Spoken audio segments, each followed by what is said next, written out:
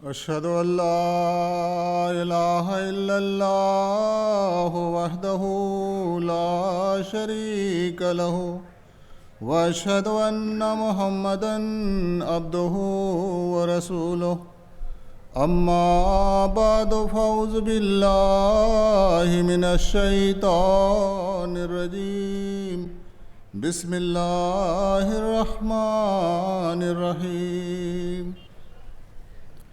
إن الصلاة كانت على المؤمنين كتابا موقوتا أقم الصلاة لدلوك الشمس إلى غسق الليل وقرآن الفجر إن قرآن الفجر كان مشهودا وَأَقِيمُوا الصَّلَاةَ وَلَا تَكُونُوا مِنَ الْمُشْرِكِينَ۔ قابل احترام صدر اجلاس اور معزز سامعین، السلام علیکم ورحمۃ اللہ وبرکاتہ۔ خاکسار کی تقریر کا عنوان ہے نماز باجماعت اور تلاوت قرآن کریم کی اہمیت و برکات۔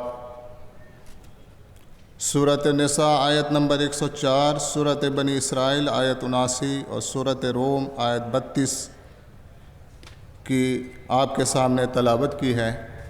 اس کا ترجمہ یہ ہے کہ یقیناً نماز مومنوں پر ایک وقت مقررہ کی پابندی کے ساتھ فرض ہے۔ سورج کے ڈھلنے سے شروع ہو کر رات کے چھا جانے تک نماز کو قائم کر اور فجر کی تلاوت کو اہمیت دے۔ یقیناً فجر کو قرآن پڑھنا ایسا ہے کہ اس کی گواہی دی جاتی ہے، اور نماز کو قائم کرو اور مشرکوں میں سے نہ ہو۔ اللہ تعالیٰ نے قرآن مجید میں نماز کی فضیلت و اہمیت کے متعلق جو احکامات بیان فرمائے ہیں، ان کا خلاصہ یہ ہے کہ نماز قائم کرنے والوں کو اللہ نے عظیم الشان بشارات سے نوازا ہے، ان کے لیے بڑے بڑے انعامات کا وعدہ ہے، اور اس میں سستی اختیار کرنے والوں کے لیے اللہ نے سخت ناراضگی کا اظہار فرمایا ہے۔ نماز متقیوں کی نشانی ہے، کیونکہ متقی ہی دراصل نماز کو قائم کرتے ہیں۔ نماز وقت پر ادا کی جانے والی سب سے اہم عبادت ہے۔ نماز بے حیائی اور ناپسندیدہ باتوں سے روکتی ہے۔ نماز سے اللہ اور اس کے رسول کی فرما برداری اور اس کے احکام کی بجاوری اور اس کی راہ میں مالی قربانیوں کی توفیق ملتی ہے۔ نماز خدا کو یاد کرنے اور اس کا شکر ادا کرنے کا سب سے بہترین ذریعہ ہے۔ اللہ اور اس کا رسول اور مومن نماز قائم کرنے والوں کو اپنا دوست رکھتے ہیں۔ قیام نماز سے حسنات کی توفیق ملتی ہے اور حسنات سیئات کو دور کر دیتی ہے۔ نماز قائم کرنے والوں کے متعلق اللہ تعالیٰ فرماتا ہے کہ نہ انہیں کسی بات کا خوف ہوگا اور نہ غمگین ہوں گے۔ نماز قائم کرنے والے اللہ کے گھر یعنی مسجد کو آباد کرتے ہیں، اور وہ اللہ کے سوا کسی سے نہیں ڈرتے۔ نماز انسان کو شرک اور کفر سے بچاتی اور اخلاق و عادات کو درست کرتی ہے۔ اسلام کی بنیاد جن 5 ارکان پر قائم ہے، ان میں دوسرا اہم رکن نماز ہے۔ آن سلم نے فرمایا، نماز کو چھوڑنا انسان کو شرک اور کفر کے قریب کر دیتا ہے۔ فرمایا، قیامت کے دن سب سے پہلے جس چیز کا بندوں سے حساب لیا جائے گا وہ نماز ہے۔ اگر یہ حساب ٹھیک رہا تو کامیاب ہو گیا اور اس نے نجات پا لی، اگر یہ حساب خراب ہوا تو ناکام ہو گیا اور گھاٹے میں رہا۔ آپ صلی اللہ علیہ وسلم کی شدید خواہش تھی کہ آپ کی امت بھی نماز پر کاربند ہو جائے۔ آپ صلی اللہ علیہ وسلم نے فرمایا، جس طرح ہر روز 5 مرتبہ نہانے والے کے جسم میں میل کچیل نہیں رہ سکتی، اسی طرح 5 نمازیں روحانی پاکیزگی کی ضمانت ہیں۔ آپ صلی اللہ علیہ وسلم نے فرمایا، جب تمہارے بچے 7 سال کے ہو جائیں تو انہیں نماز پڑھنے کی تاکید کرو، اور جب وہ 10 سال کے ہو جائیں تو نماز نہ پڑھنے پر سختی کرو۔ آپ نے یہ بھی فرمایا کہ لوگ نماز باجماعت ترک کرنے سے باز آ جائیں، ورنہ اللہ ان کے دلوں پر مہر لگا دے گا، پھر وہ غافلوں میں سے ہو جائیں گے۔ آن سلم نے فرمایا، وہ آدمی جس کا دل مسجد میں لگا رہتا ہے، اللہ تعالیٰ اس کو اپنی سایہ رحمت میں جگہ دے گا، جس دن اس کے سایہ کے سوا اور کوئی سایہ نہیں ہوگا۔ ایک حدیث میں آپ صلی اللہ علیہ وسلم نے فرمایا، کیا میں تمہیں وہ بات نہ بتاؤں جس سے اللہ تعالیٰ گناہ مٹا دیتا ہے اور درجات بلند کرتا ہے؟ صحابہ نے عرض کیا، یا رسول اللہ ضرور بتائیے۔ آپ صلی اللہ علیہ وسلم نے فرمایا، دل نہ چاہنے کے باوجود خوب اچھی طرح سے وضو کرنا اور مسجد میں دور سے چل کر آنا اور ایک نماز کے بعد دوسری نماز کا انتظار کرنا۔ سیدنا حضرت مسیح موعود علیہ السلام فرماتے ہیں، نماز سے بڑھ کر اور کوئی وظیفہ نہیں ہے، کیونکہ اس میں حمد الہی ہے، استغفار ہے اور درود شریف، تمام وظائف اور اوراد کا مجموعہ یہی نماز ہے، اور اس سے ہر قسم کے غم و ہم دور ہوتے ہیں اور مشکلات حل ہوتی ہیں۔ آن سلم کو اگر ذرا بھی غم پہنچتا تو آپ صلی اللہ علیہ وسلم نماز کے لیے کھڑے ہو جاتے، اور اسی لیے فرمایا ہے، الا بذکر اللہ تطمئن القلوب۔ اطمینان و سکینت قلب کے لیے نماز سے بڑھ کر اور کوئی ذریعہ نہیں۔ میرے نزدیک حضرت مسیح السلام فرماتے ہیں کہ سب وظیفوں سے بہتر وظیفہ نماز ہی ہے۔ نماز ہی کو سنوار کر پڑھنا چاہیے، اور سمجھ سمجھ کر پڑھو، اور مسنون دعاؤں کے بعد اپنے لیے اپنی زبان میں بھی دعائیں کرو۔ اس سے تمہیں اطمینان قلب حاصل ہوگا، اور سب مشکلات خدا تعالیٰ چاہے گا تو اسی سے حل ہو جائیں گی۔ نماز یاد الہی کا ذریعہ ہے، اس لیے فرمایا، وَأَقِمِ الصَّلَاةَ لِذِكْرِی۔ حدیث شریف میں ہے کہ اگر نوح علیہ السلام کے وقت میں یہ نماز ہوتی تو وہ قوم کبھی تباہ نہ ہوتی۔ حج بھی انسان کے لیے مشروط ہے، روزہ بھی مشروط ہے، زکوٰۃ بھی مشروط ہے، مگر نماز مشروط نہیں۔ سب ایک سال میں ایک ایک دفعہ ہیں، مگر اس نماز کا حکم ہر روز 5 دفعہ ادا کرنے کا ہے۔ اس لیے جب تک پوری نماز نہ ہوگی تو برکات بھی نہ ہوں گی جو اس سے حاصل ہوتی ہیں، اور نہ اس بیت کا کچھ فائدہ حاصل ہوگا۔ نیز آپ فرماتے ہیں، نماز ہر ایک مسلمان پر فرض ہے۔ آن سلم کے پاس ایک قوم اسلام لائی اور عرض کی کہ یا رسول اللہ، ہمیں نماز معاف فرما دی جائے، کیونکہ ہم کاروباری آدمی ہیں، مویشی وغیرہ کے سبب کپڑوں کا کوئی اعتماد نہیں ہوتا اور نہ ہمیں فرصت ہوتی ہے۔ تو آپ صلی اللہ علیہ وسلم نے اس کے جواب میں فرمایا کہ دیکھو، جب نماز نہیں تو ہے ہی کیا؟ وہ دین ہی نہیں جس میں نماز نہیں۔ نیز آپ فرماتے ہیں، پھر جو شخص نماز ہی سے فراغت حاصل کرنی چاہتا ہے، اس نے حیوانوں سے بڑھ کر کیا کیا؟ وہی کھانا پینا اور حیوانوں کی طرح سو رہنا، یہ تو دین ہرگز نہیں، یہ سیرت کفار ہے، بلکہ جو دم غافل وہ دم کافر والی بات بالکل راست اور صحیح ہے۔ نیز آپ علیہ السلام نماز باجماعت کی فضیلت بیان کرتے ہوئے فرماتے ہیں، نماز میں جو جماعت کا زیادہ ثواب رکھا ہے، اس میں یہ غرض ہے کہ وحدت پیدا ہوتی ہے، اور پھر اس وحدت کو عملی رنگ میں لانے کی یہاں تک ہدایت اور تاکید ہے کہ باہم پاؤں بھی مساوی ہوں اور صف سیدھی ہو اور ایک دوسرے سے ملے ہوئے ہوں۔ اس سے مطلب یہ ہے کہ گویا ایک ہی انسان کا حکم رکھیں اور ایک کے انوار دوسرے میں سرایت کر سکیں۔ وہ تمیز جس سے خودی اور خود غرضی پیدا ہوتی ہے نہ رہے۔ یہ خوب یاد رکھو کہ انسان میں ایک قوت ہے کہ دوسرے کے انوار کو جذب کرتا ہے۔ پھر اسی وحدت کے لیے حکم ہے کہ روزانہ نمازیں محلہ کی مسجد میں، اور ہفتہ کے بعد شہر کی مسجد میں، اور پھر سال کے بعد عیدگاہ میں جمع ہوں، اور کل زمین کے مسلمان سال میں ایک مرتبہ بیت اللہ میں اکٹھے ہوں۔ ان تمام احکام کی غرض وہی وحدت ہے۔ سیدنا حضرت خلیفۃ المسیح ثانی رضی اللہ تعالیٰ عنہ نماز باجماعت کی اہمیت کے متعلق فرماتے ہیں،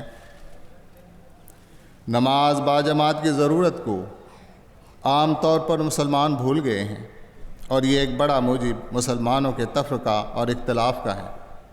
اللہ تعالیٰ نے اس عبادت میں بہت سی شخصی اور قومی برکتیں رکھی تھیں، مگر افسوس کہ مسلمانوں نے انہیں بھلا دیا۔ قرآن کریم نے جہاں بھی نماز کا حکم دیا، نماز باجماعت کا حکم دیا ہے، خالی نماز پڑھنے کا کہیں بھی حکم نہیں۔ اس سے معلوم ہوتا ہے کہ نماز باجماعت اہم اصول دین میں سے ہے، بلکہ قرآن کریم کی آیت کو دیکھ کر جب بھی نماز کا حکم بیان ہوا ہے، نماز باجماعت کے الفاظ میں ہوا ہے، تو صاف طور پر نتیجہ نکلتا ہے کہ قرآن کریم کے نزدیک نماز صرف تبھی ادا ہوتی ہے کہ باجماعت ادا کی جائے، سوائے اس کے ناقابل علاج مجبوری ہو۔ پس جو کوئی شخص بیمار یا شہر سے باہر ہونے یا نسیان یا دوسرے مسلمان کے موجود نہ ہونے کے عذر کے سوا نماز باجماعت کو ترک کرتا ہے، خواہ وہ گھر پر نماز پڑھ بھی لے تو اس کی نماز نہ ہوگی اور وہ نماز کا تارک سمجھ جائے گا۔ تفسیر کبیر جلد اول صفحہ 105 مطبوعہ انگلستان۔ حضرت مسلم موعود رضی اللہ تعالیٰ عنہ کا اولاد کی تربیت کے معاملہ میں ایک انتباہ۔ سیدنا حضرت مسلم موعود رضی اللہ تعالیٰ عنہ فرماتے ہیں، بڑا آدمی اگر خود نماز باجماعت نہیں پڑھتا تو وہ منافق ہے، مگر وہ لوگ جو اپنے بچوں کو نماز باجماعت ادا کرنے کی عادت نہیں ڈالتے وہ ان کے خونی اور قاتل ہیں۔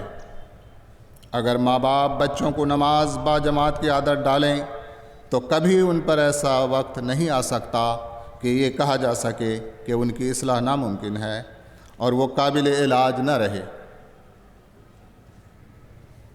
حضرت خلیفۃ المسیح رابع قبل از خلافت جلسہ سالانہ کے اپنے ایک خطاب میں نماز باجماعت کی فضیلت اور مساجد کو آباد رکھنے کی اہمیت بارے میں فرماتے ہیں، تاریخ اسلام سے ثابت ہے کہ جب تک امت مسلمہ نے خدا کے گھروں یعنی مساجد کو آباد رکھا، امت مسلمہ کے گھر آباد رہے اور گلستان احمد پر بہار ہی بہار تھی۔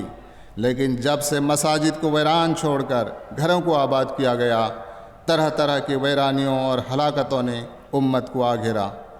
پس قیام نماز ہی میں امت مسلمہ کی زندگی اور جان ہے، اور مساجد کی آبادی ہی سے در حقیقت ہمارے گھروں کی آبادی ہے۔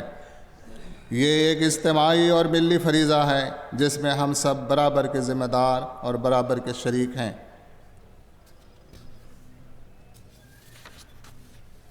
نیز آپ احمدی خواتین کو ان کی ذمہ داریوں کی طرف توجہ دلاتے ہوئے فرماتے ہیں، وہ عورتیں جن پر مساجد میں پہنچنا فرض نہیں، وہ اپنے خاوندوں اور بچوں اور بھائیوں کو اوقات نماز میں گھروں میں نہ بیٹھنے دیں اور خود چین سے نہ بیٹھیں جب تک کہ نمازوں کے اوقات میں ان کے اپنے گھر خالی اور خدا کے گھر آباد نہ ہوں۔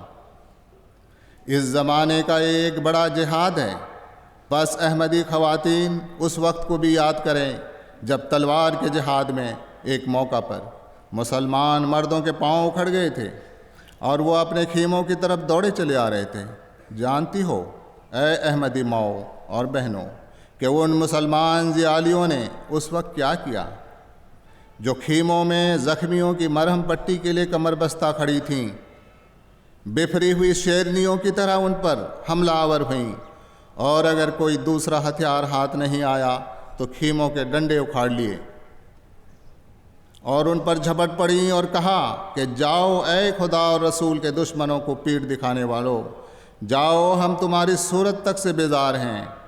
اے احمدی خواتین، مسجد میں تو کوئی تلوار نہیں چلتی، سر نہیں اتارے جاتے، بدن کے اعضاء ایک ایک کر کے جسم سے جدا نہیں کیے جاتے، نیزے چھاتیاں نہیں چھیدتے، تیر جسم چھلنی نہیں کرتے۔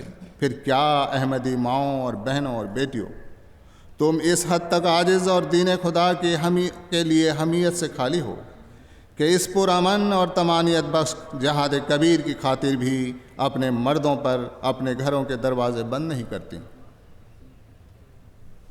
مساجد کو آباد رکھنے کی ہدایت فرماتے ہوئے سیدنا حضرت امیر المومنین عدد تعالیٰ بن عزیز فرماتے ہیں، جو مساجد کے قریب رہتے ہیں وہ اپنی اپنی مساجد میں یا اپنے نماز سینٹروں میں باقاعدہ نماز کی ادائیگی کے لیے اور خاص طور پر فجر کی ادائیگی کے لیے جایا کریں۔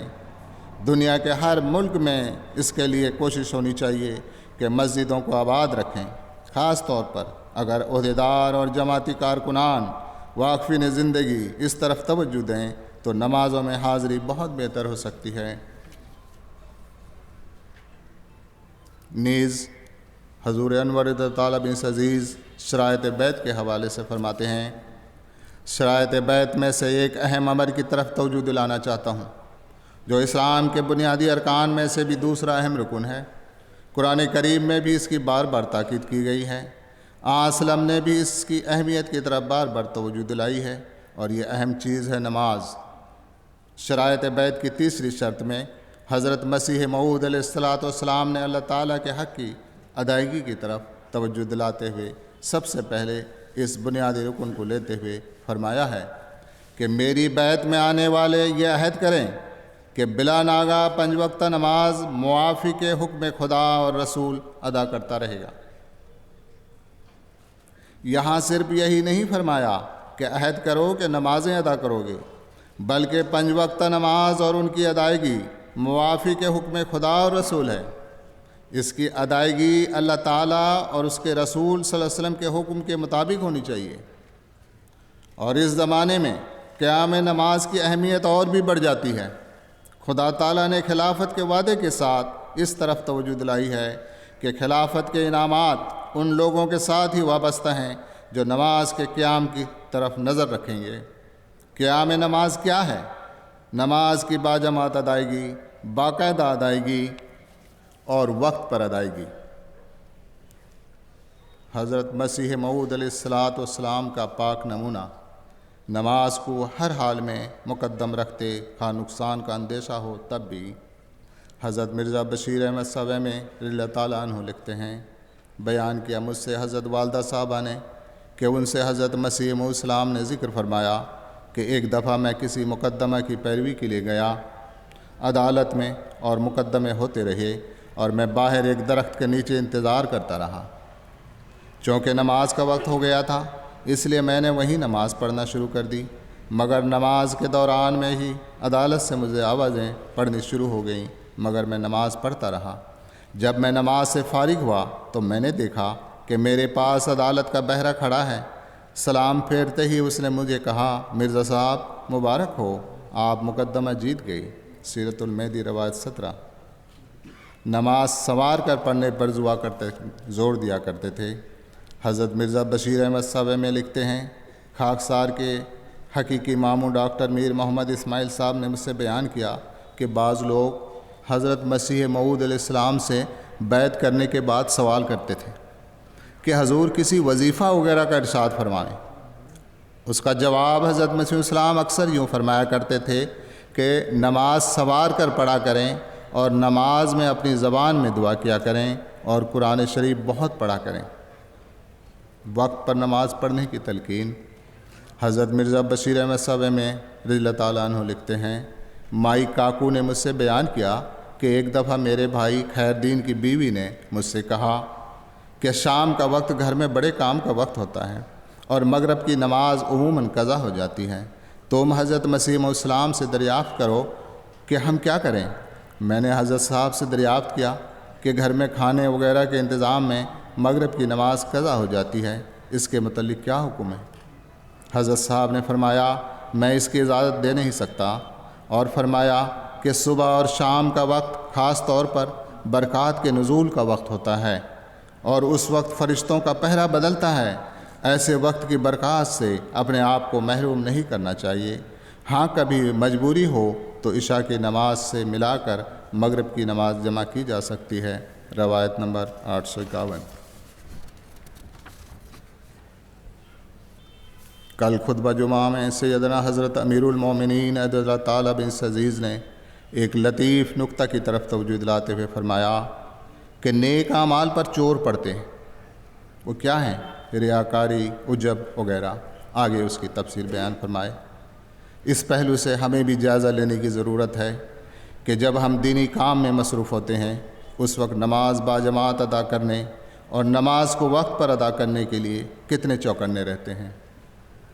اگر اس وقت ہم سے سستی سرزد ہوتی ہے تو یہ بات ایسی ہی ہوئی کہ ہم اللہ کا کام کرتے ہوئے اللہ کے حکم کو نظر انداز کر رہے ہوتے ہیں۔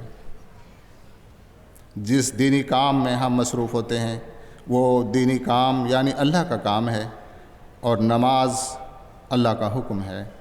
اللہ کے حکم کو مقدم رکھنا ہے، ورنہ ہم اپنے نیک عمل کی برکت سے محروم ہوتے جائیں گے۔ اللہ ہمیں نماز با جماعت کو مقدم رکھنے کی توفیق دے۔ اب خاکسار اپنی تقریر کے دوسرے حصے کی طرف آتا ہے، یعنی تلاوت قرآن کریم کی اہمیت و برکات۔ صحیح مسلم کی حدیث ہے، حضرت ابو امامہ رضی اللہ تعالیٰ عنہ سے روایت ہے کہ رسول کریم صلی اللہ علیہ وسلم نے فرمایا، قرآن کریم کی تلاوت کیا کرو، کیونکہ قرآن کریم قیامت کے دن اپنے پڑھنے والوں کے لیے شفیع بن کر آئے گا۔ بخاری کی حدیث ہے، حضرت عثمان بن عفان رضی اللہ تعالیٰ عنہ سے روایت ہے کہ رسول کریم صلی اللہ علیہ وسلم نے فرمایا، تم میں سے بہتر وہ ہے جو قرآن کا علم حاصل کرے اور دوسروں کو اس کی تعلیم دے۔ ترمذی کی حدیث ہے، حضرت ابن عباس رضی اللہ عنہ سے مروی ہے کہ رسول کریم صلی اللہ علیہ وسلم نے فرمایا، جس کے سینے میں قرآن کا کوئی حصہ بھی محفوظ نہیں، وہ سینہ ویران گھر کی طرح ہے۔ ابو داؤد کی حدیث ہے، حضرت بشیر بن عبد المنذر بیان کرتے ہیں کہ آن وسلم نے فرمایا، جو شخص قرآن مجید خوش الحانی سے اور سنوار کر نہیں پڑھتا، اس کا ہمارے ساتھ کوئی تعلق نہیں۔ قرآن کریم کی تلاوت دلوں کے زنگ کو دور کرتی ہے۔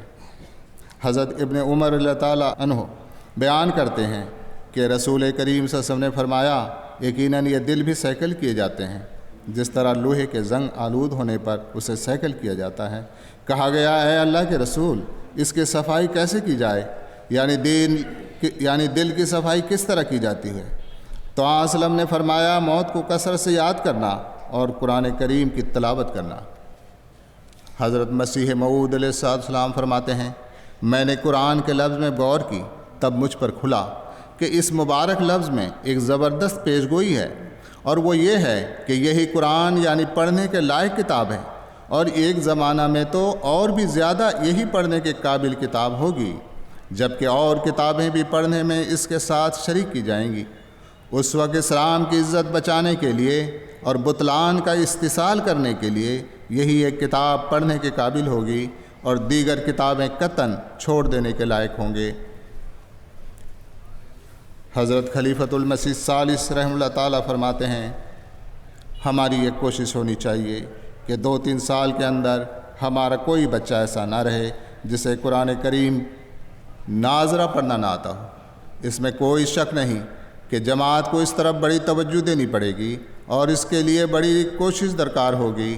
ہم بڑی جد و جہد کے بعد ہی اس کام میں کامیابی حاصل کر سکتے ہیں، لیکن اس میں بھی کوئی شک نہیں کہ اس منصوبہ کو کامیاب بنانا نہایت ضروری ہے۔ اگر ہم نے الہی سلسلہ کے طور پر ان نعمتوں کو اپنے اندر قائم رکھنا ہے جو اللہ تعالیٰ نے محض رحمانیت کے ماتحت ہمیں حضرت مسیح موعود علیہ السلام کے طفیل عطا کی ہیں، تو ہمیں اپنے اس منصوبہ کو کامیاب بنانے میں اپنے آپ کو پورے طور پر لگا دینا ہوگا۔ مجھے یہ سن کر بہت تعجب ہوا ہے کہ ہمارے کالج کے بہت سے طلباء بھی قرآن کریم نہیں پڑھ سکتے۔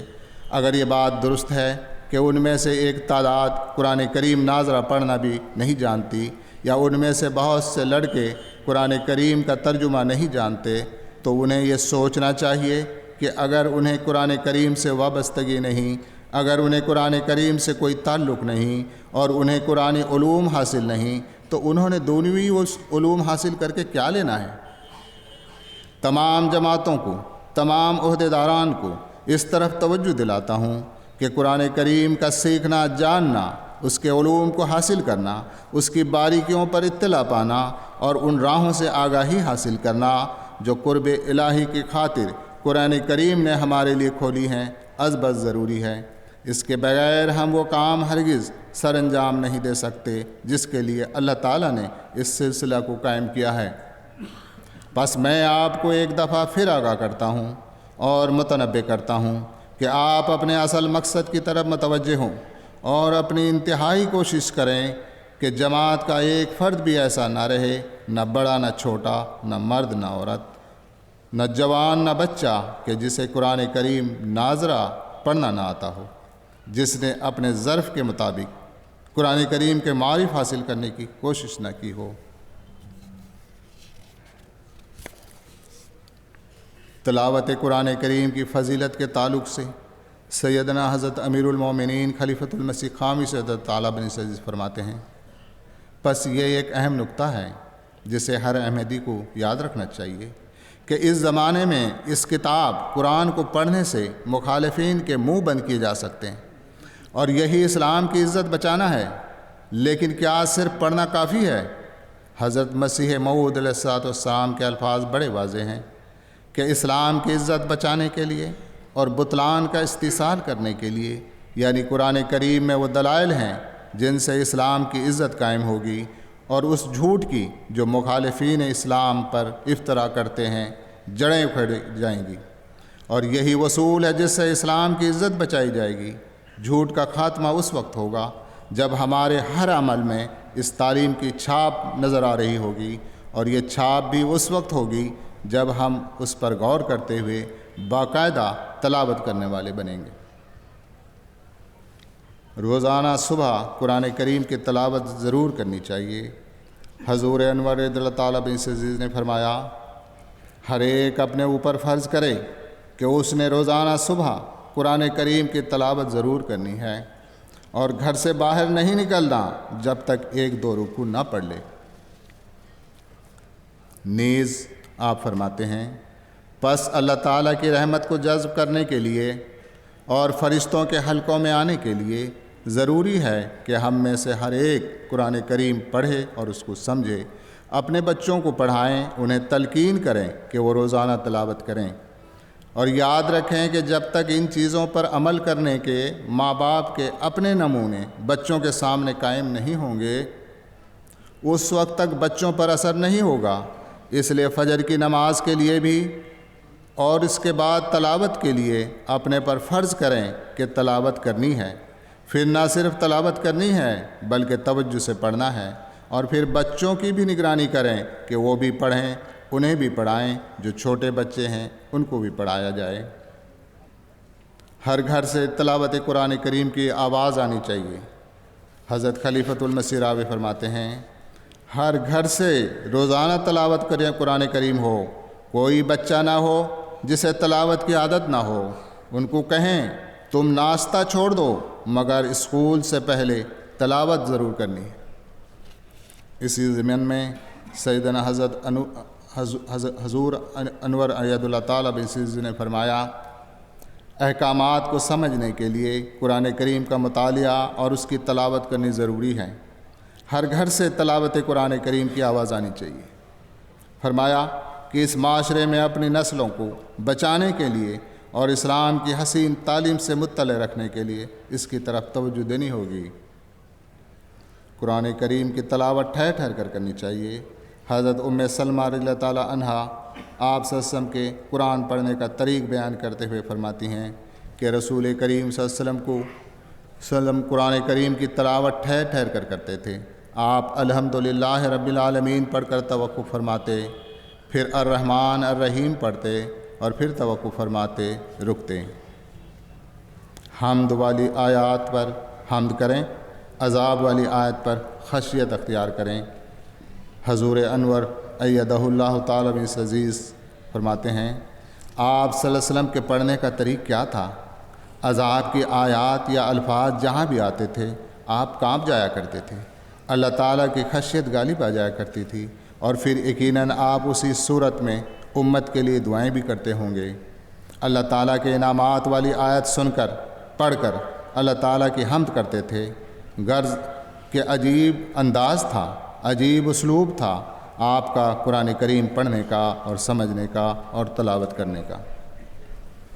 نیز حضور انور رضی اللہ تعالیٰ بن عزیز فرماتے ہیں، بہرحال ایک احمدی کو خاص طور پر یاد رکھنا چاہیے کہ اس نے قرآن کریم پڑھنا ہے، سمجھنا ہے، غور کرنا ہے، اور جہاں سمجھ نہ آئے وہاں حضرت مسیح موعود علیہ السلام کی وضاحتوں سے یا پھر انہی اصولوں پر چلتے ہوئے اور مزید وضاحت کرتے ہوئے خلفاء نے جو وضاحتیں کی ہیں ان کو ان کے مطابق سمجھنا چاہیے اور پھر اس پر عمل کرنا چاہیے، کیونکہ اب آسمان پر وہی عزت پائے گا جو قرآن کو عزت دے گا، اور قرآن کو عزت دینا یہی ہے کہ اس کے سب حکموں پر عمل کیا جائے، بس ہر احمدی کو اس بات کی فکر کرنی چاہیے کہ وہ خود بھی اور اس کے بیوی بچے بھی قرآن کریم پڑھنے اور اس کی تلاوت کرنے کی طرف توجہ دیں۔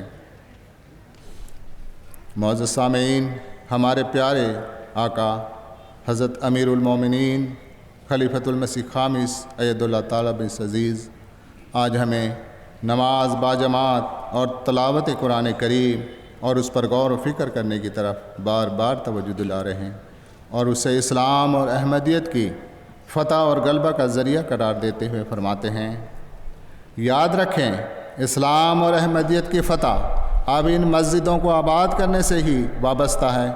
بس اے احمدیو، اٹھو اور مسجدوں کی طرف دوڑو اور ان کو آباد کرو تاکہ الہی وعدوں کے مطابق ہم جلد از جلد اسلام اور احمدیت کی فتح کے دن دیکھ سکیں۔ اللہ تعالی ہمیں اس کی توفیق عطا فرمائے اور یہ دن دیکھنے نصیب کرے، آمین۔ دعا ہے کہ اللہ تعالی ہمیں نماز باجماعت اور تلاوت قرآن کریم کا پابند بنائے، آمین ثم آمین۔ وآخر دعوانا ان الحمد للہ رب العالمین۔